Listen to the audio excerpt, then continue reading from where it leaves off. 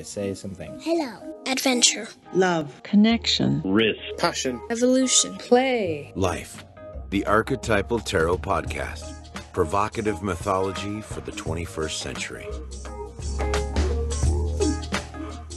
Hey, Sandara, how are you? I'm doing good. How are you, Julian? I'm happy to be back in the closet here in our, Archetypal Tarot headquarters.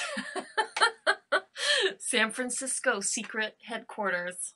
Indeed, indeed. And we're going to be talking about the woo to the woo and the superstition. Why is that, Sandara? Why are we talking about that today? This is a big topic, and I am so excited about why we're talking about this, which is that we got a really wonderful, in-depth email from one of our listeners, and she lives in England, and she kind of challenged us a little bit. We got a little like, hey, explain yourselves. Now, Julianne, just relax. No, I'm excited. Totally excited.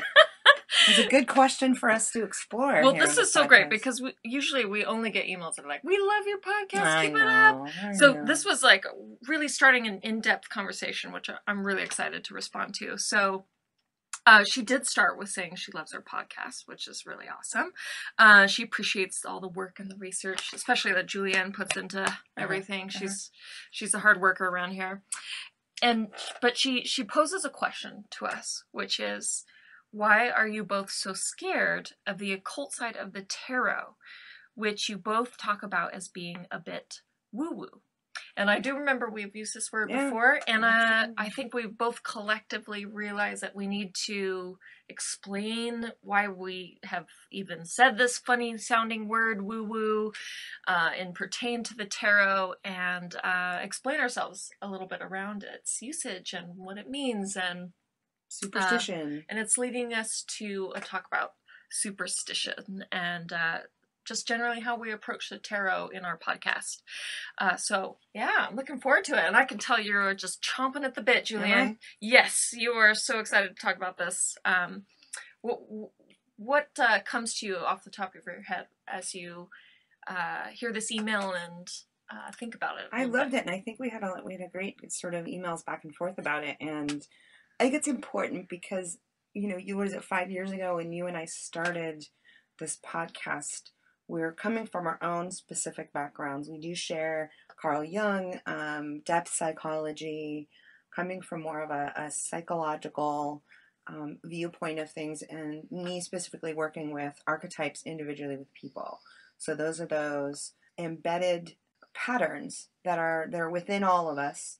And I specifically was working more with people and their sort of character archetypes.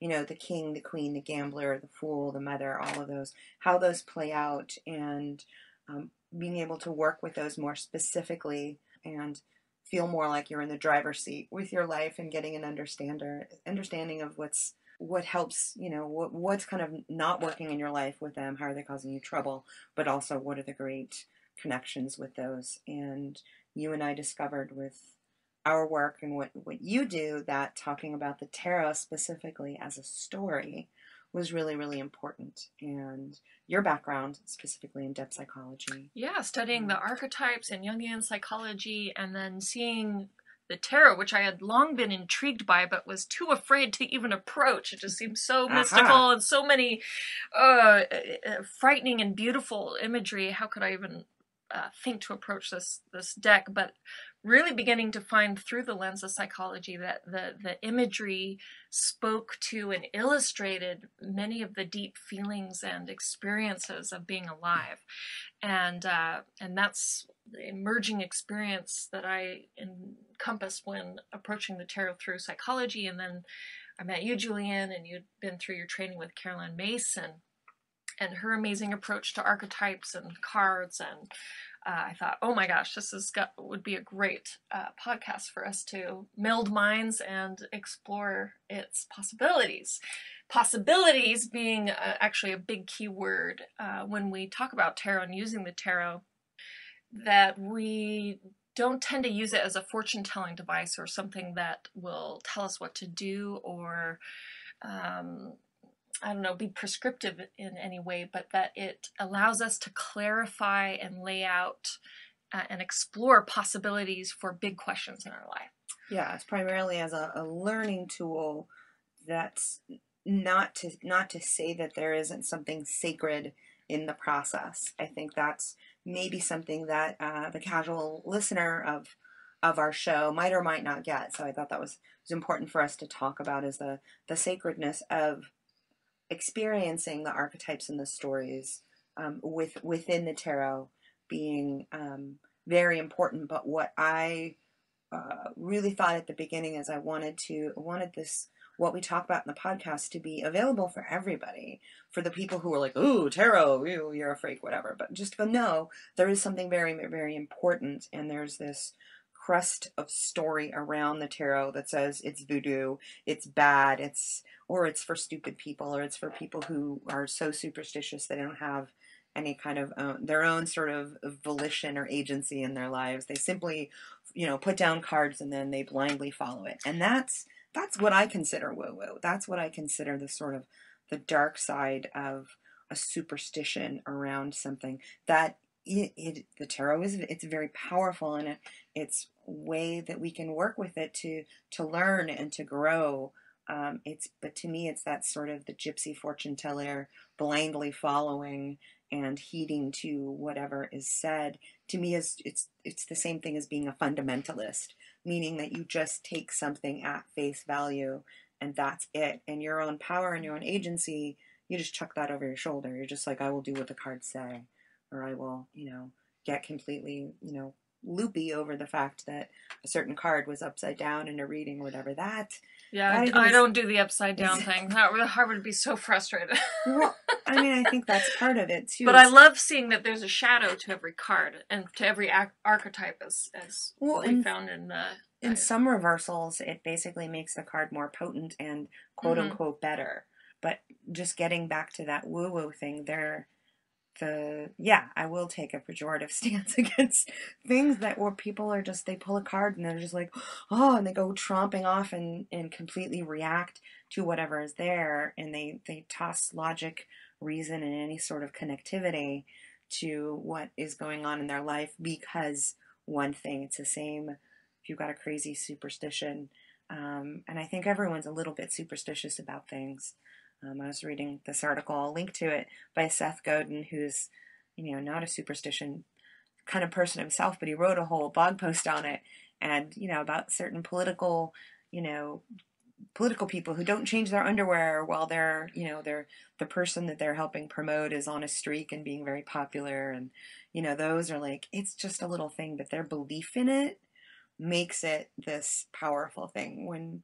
it's kind of taking your own agency and throwing it out the window. I'm not going to change my underwear, or I know I'm going to have a bad day because a cat, crossed in front of me, or even sort of this good thing, even in the positive, it can take you out of the present. It can take you out of, maybe something else that's happening, that fundamentalist sort of superstitious thing.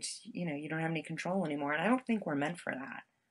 I truly don't. I think superstition can be dangerous. Well, speaking of cats, we have a special listener viewer on one of our tweets, and we posed this question out: what does superstition mean, and what does it mean to you? And one of our responders said most people think of black animals as bad luck, but I've always thought they were the most beautiful.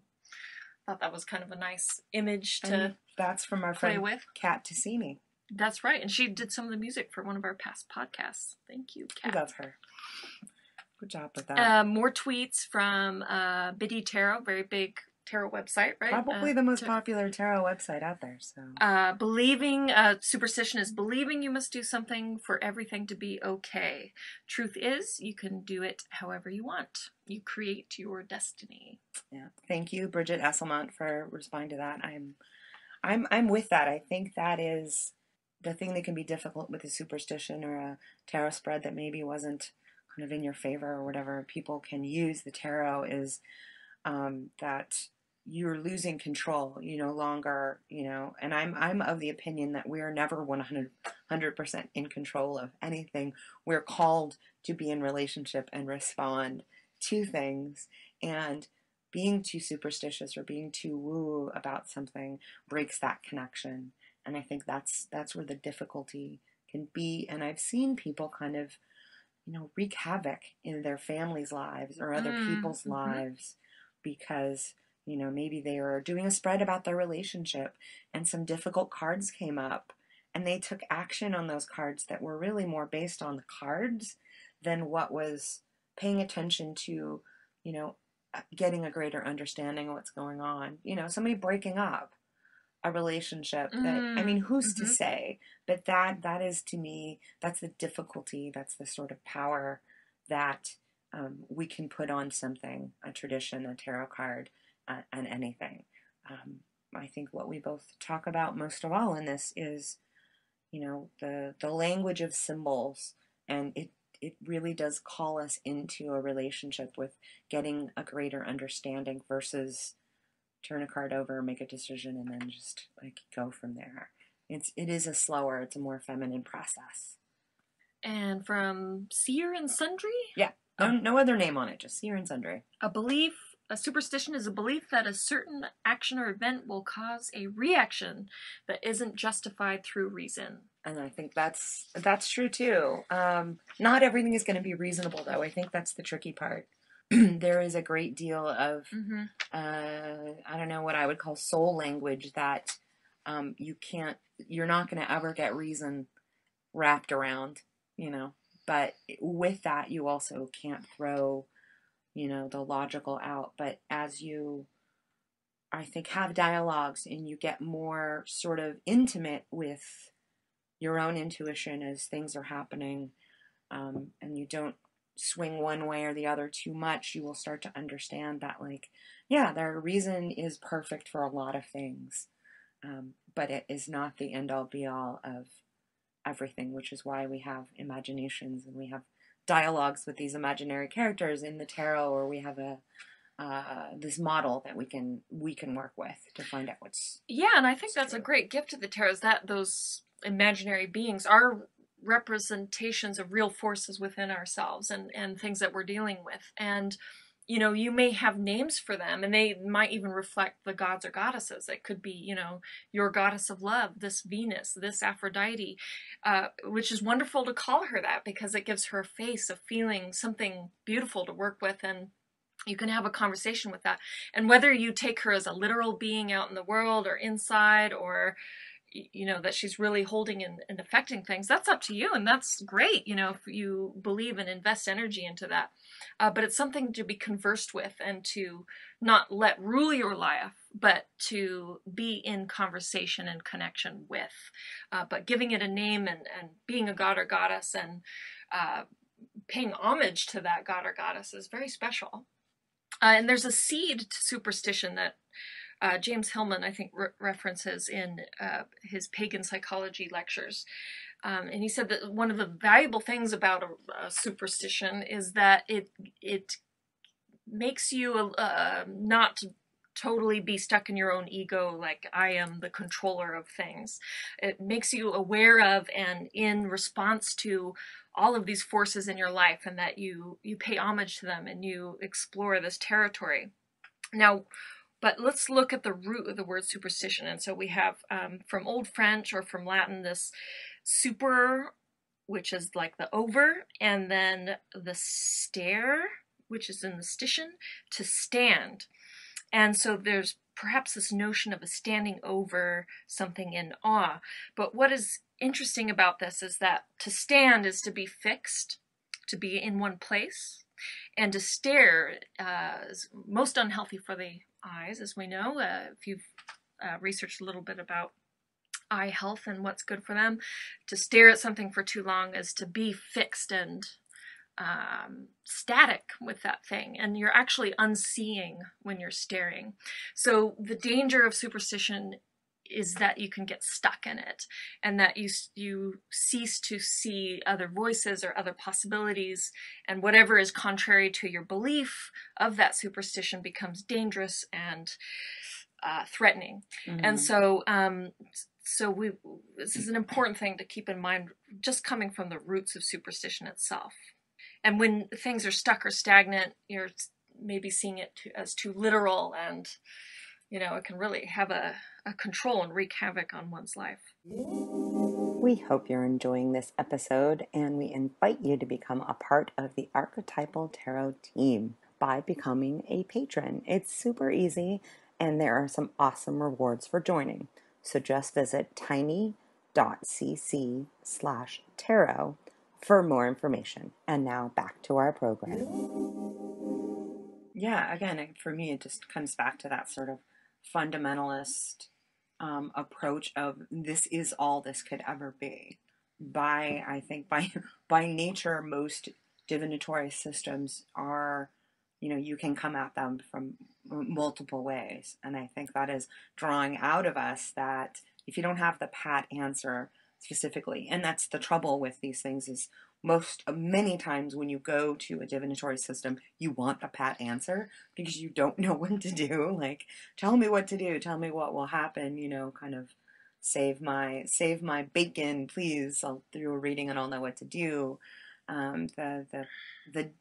The difficult part of that is if you just literally do what you were supposedly being told, that doesn't necessarily empower you with anything other than like, I'm following directions. But the more sort of both and approach, the broad approach of getting a bit more information from those cards and incorporating that in with your next step forwards, or asking another question, live that question. And I think oftentimes people will, you'll get exactly what you want. And I've heard this. I was speaking with somebody we're gonna hopefully have a talk with here on the show, Alex.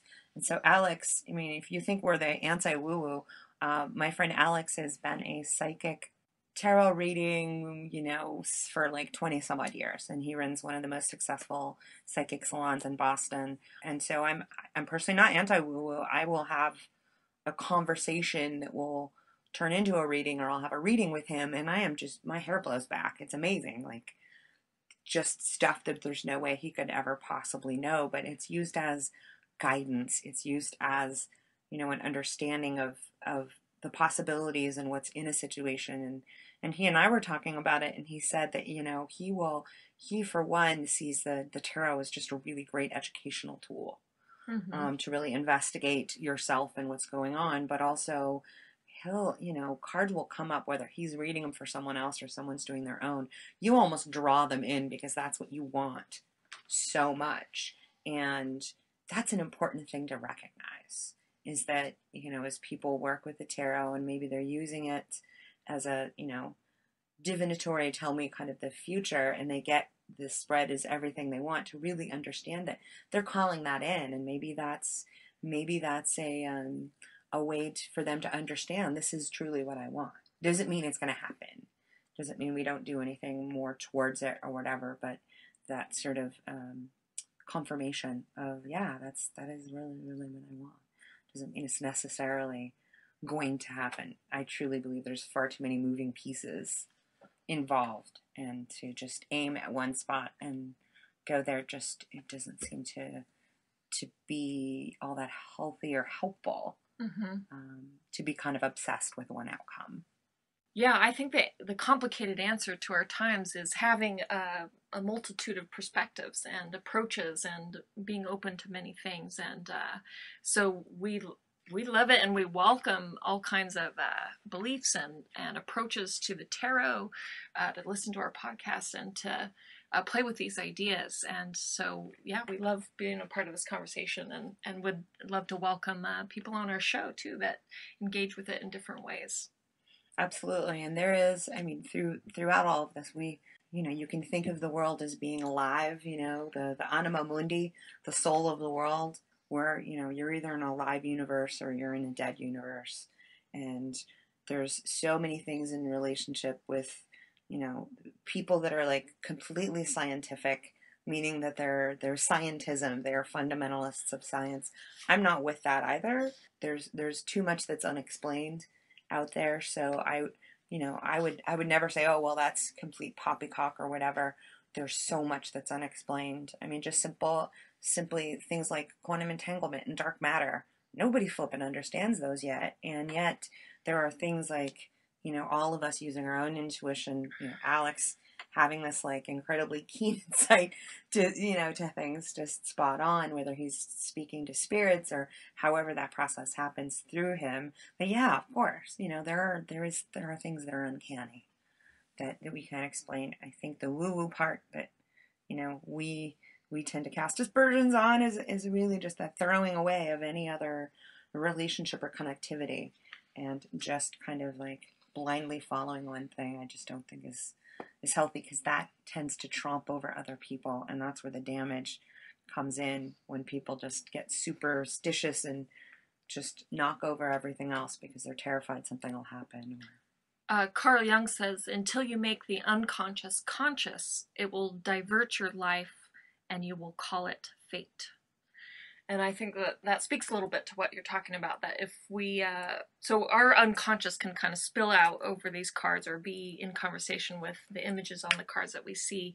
And if we just kind of follow what we think they mean, they're actually manifesting or bringing out this unexamined fate that's going to transpire. So, but used correctly, the tarot can be this conversation, this participatory experience where you can ask questions and not always agree with what's coming forward, and wrestle with it. And this in turn allows whatever was blurry or fuzzy before to become more clear, so that you can make a more informed decision based off what you're feeling on the inside. And I really feel like it can actually be a clearing of the fog to work with tarot, and to be in greater touch with yourself and your relationship to others. So I think I don't know, have we covered the woo to the woo?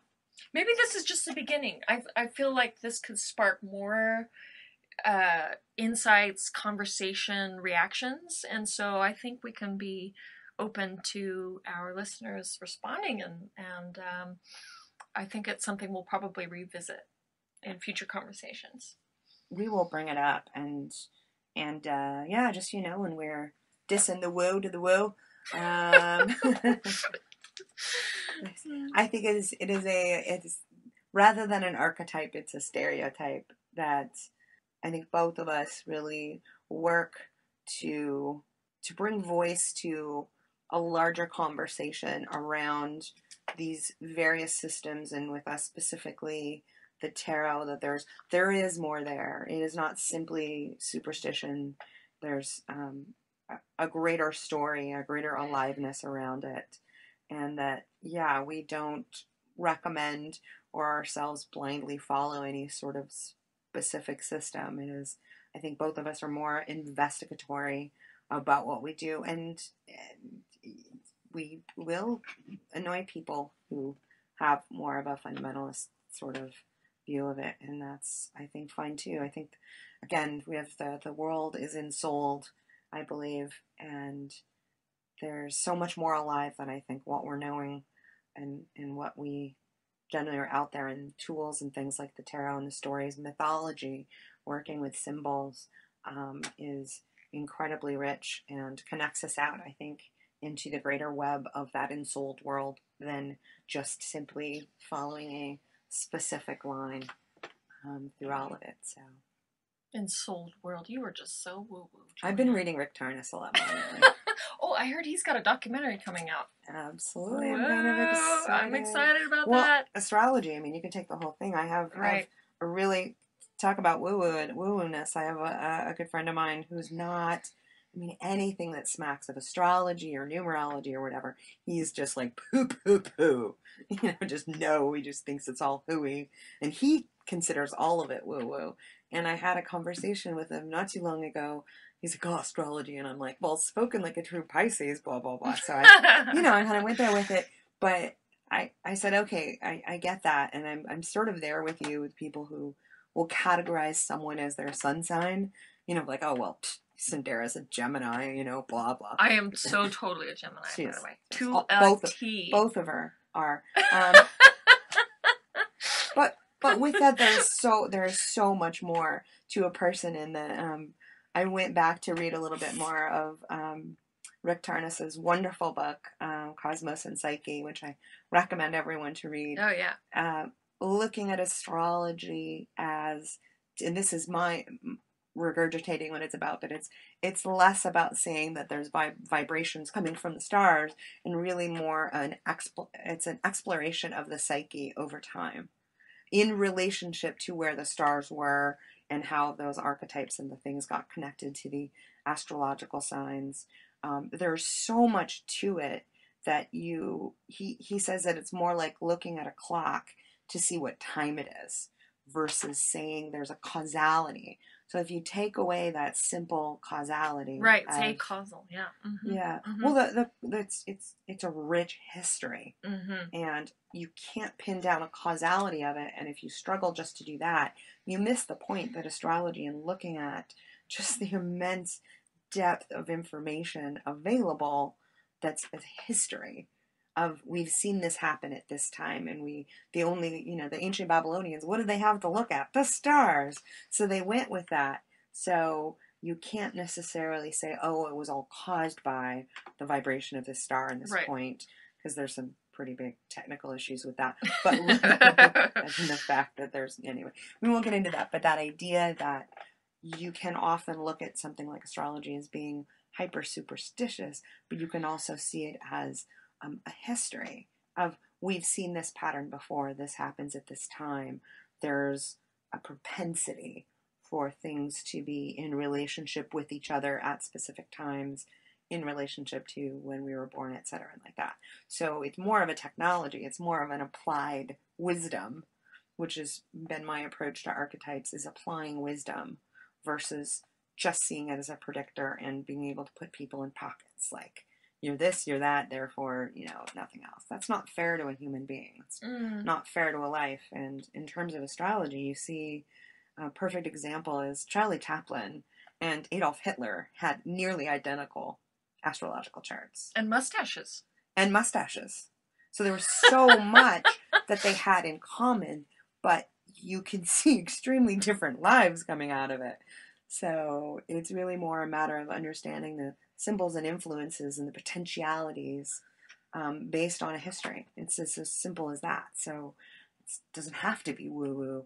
It can be an intelligence. So wait, have you seen Charlie Chaplin when he depicts Hitler in? Yes. That's pretty hilarious. It is hilarious. And evidently there are many people who worked with Chaplin who said he was very much the dictator in his approach to things.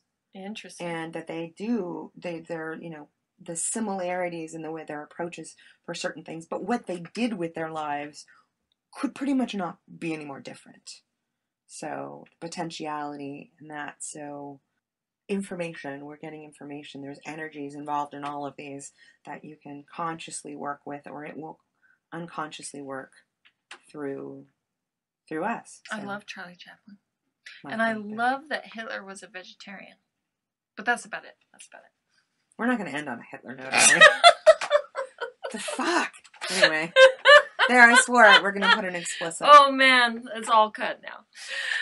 Well, thank you for joining us on this conversational response podcast. This was exciting. Absolutely. So more questions. Yeah, we always welcome feedback and questions, and we love wrestling with this material and with these concepts. And we hope you enjoy listening in too. And we love everybody. We love the pagans and the weird people, and we're freaks ourselves. So totally. We're in a closet talking about archetypes. We're a very special class. We're just depth psychology nerds, so And we don't be hating. All right, mustaches. Let's go. We hope you enjoyed this episode, and we invite you to become a part of the Archetypal Tarot team by becoming one of our patrons. Our patrons are awesome. So if you're interested, visit tiny.cc/tarot for more information and the awesome rewards for joining. That's tiny.cc/tarot.